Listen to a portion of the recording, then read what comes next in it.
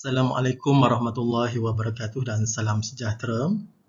Sempena Konvensyen Penyelidikan PLC dan Inovasi Pendidikan Program Matrikulasi 2021 ataupun KON PPI 1 2021 bertemakan memperkasakan pembelajaran dalam dunia digital.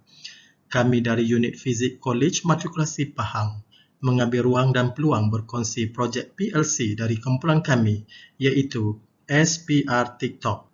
SPR TikTok merujuk kepada singkatan bagi series Parallel Resistor menggunakan aplikasi TikTok.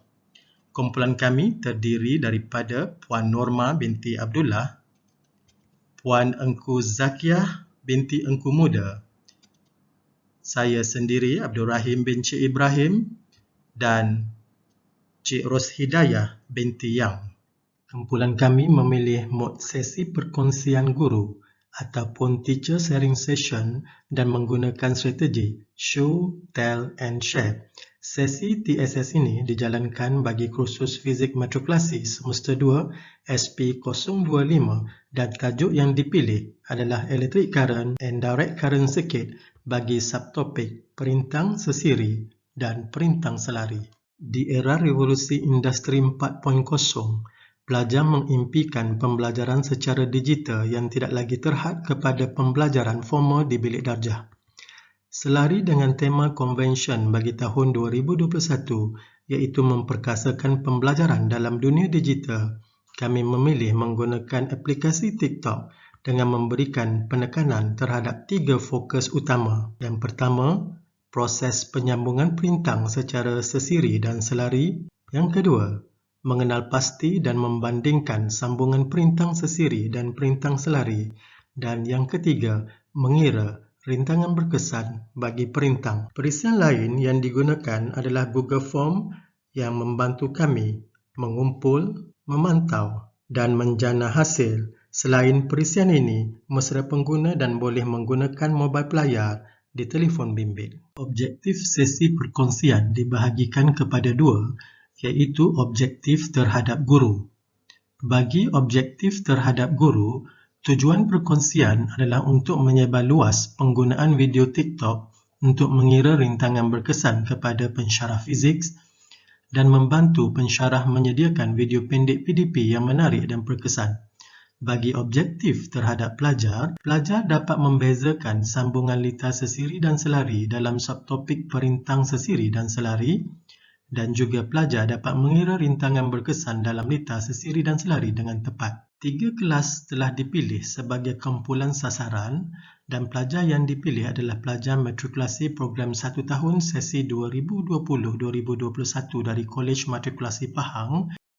Kenapa kami memilih subtopik perintang sesiri dan perintang selari? Ini berdasarkan kepada pengalaman pengajaran dan juga permasalahan yang dihadapi oleh pelajar. Didapati pelajar sukar membezakan sambungan litar secara sesiri dan sambungan litar secara selari.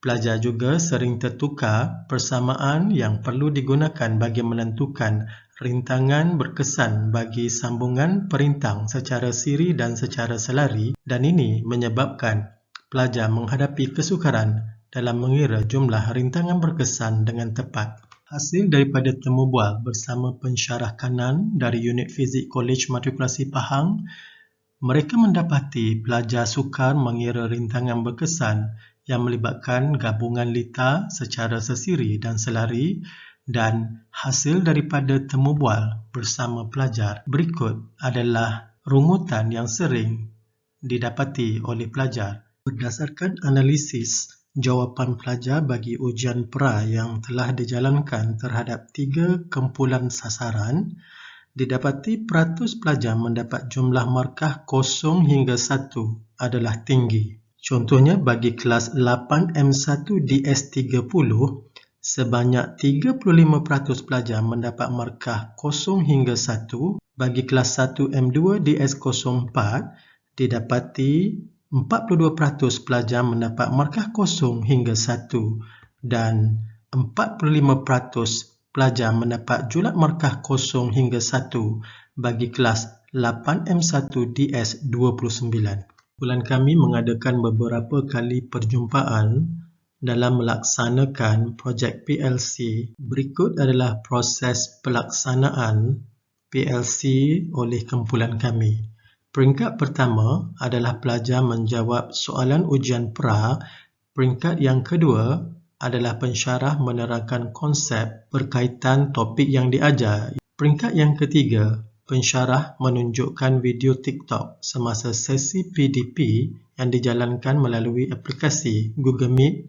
Seterusnya, pelajar menjawab soalan ujian pasca dan refleksi serta analisis ujian pra dan ujian pasca dijalankan sejurus selepas pelajar menjawab soalan ujian pasca.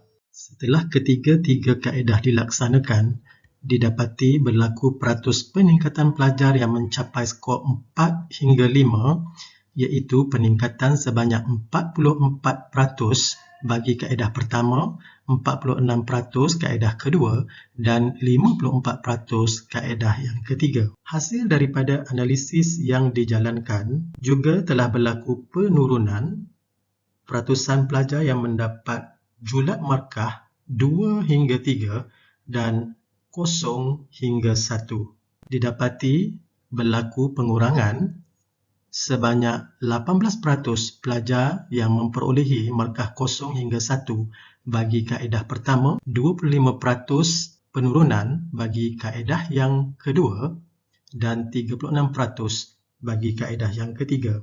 Penurunan peratus yang paling tinggi adalah bagi kaedah ketiga, iaitu kaedah menggunakan Google Meet dan video TikTok. Oleh yang demikian, kaedah ketiga telah dipilih oleh pengkaji untuk diimplementasi di dalam kelas. Paparan menunjukkan contoh jawapan pelajar menggunakan kaedah pertama dan kaedah ketiga, kaedah Google Meet berserta video TikTok. Daripada paparan ini jelas menunjukkan kaedah ketiga berupaya menarik minat pelajar dan pelajar berjaya menjawab soalan dengan betul.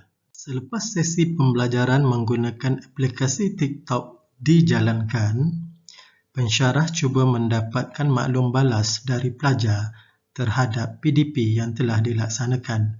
Di antara dapatan daripada maklum balas pelajar adalah seperti paparan berikut. Berikut adalah refleksi pensyarah menggunakan kaedah pengajaran yang berbeza. Kaedah yang pertama adalah menggunakan Google Meet. Didapati sukar untuk menarik perhatian pelajar dan kaedah ini kurang interaktif kerana pembelajaran hanya berlaku sehala sahaja. Bagi kaedah yang kedua, iaitu kaedah menggunakan Google Meet berserta animasi, didapati kaedah ini dapat menarik perhatian pelajar dan pelajar lebih memahami konsep litar yang disambung secara siri dan secara selari. Walau bagaimanapun, menggunakan kaedah yang ketiga, iaitu kaedah Google Meet berserta video TikTok, didapati kaedah ini sangat menarik perhatian pelajar. Kaedah ini juga sangat interaktif kerana pembelajaran berlaku dua hala dan aplikasi ini juga merupakan aplikasi yang menjadi trend aplikasi remaja masa kini. Berikut adalah kekuatan, kelemahan serta penambahbaikan yang difikirkan perlu bagi memastikan kaedah pengajaran lebih berkesan dan melibatkan pelajar secara maksimal. Penambahbaikan yang difikirkan perlu bagi memastikan kaedah pengajaran lebih berkesan adalah menggunakan Google Form untuk mendapatkan refleksi dari pelajar dan pensyarah. Selain daripada itu, video TikTok juga diminta disediakan oleh pelajar sendiri bagi subtopik tersebut dan berkongsi bersama pelajar lain semasa proses PDP dijalankan. Projek PLC yang dijalankan telah pun dikongsi sesama ahli kumpulan. Selain daripada itu juga, ia telah disebarluaskan kepada semua ahli unit fizik Kolej Matrikulasi Pahang dan aplikasi ini juga digunakan di dalam program kecemerlangan unit. Dengan menjadi seorang yang berilmu, kamu tidak hanya menjadi seorang Muslim yang mulia, namun juga dapat memberi manfaat bagi orang di sekitar. Sekian sahaja perkongsian projek PLC dari kumpulan kami, SPR TikTok. Kami akhiri dengan ucapan terima kasih. Assalamualaikum warahmatullahi wabarakatuh dan jumpa lagi.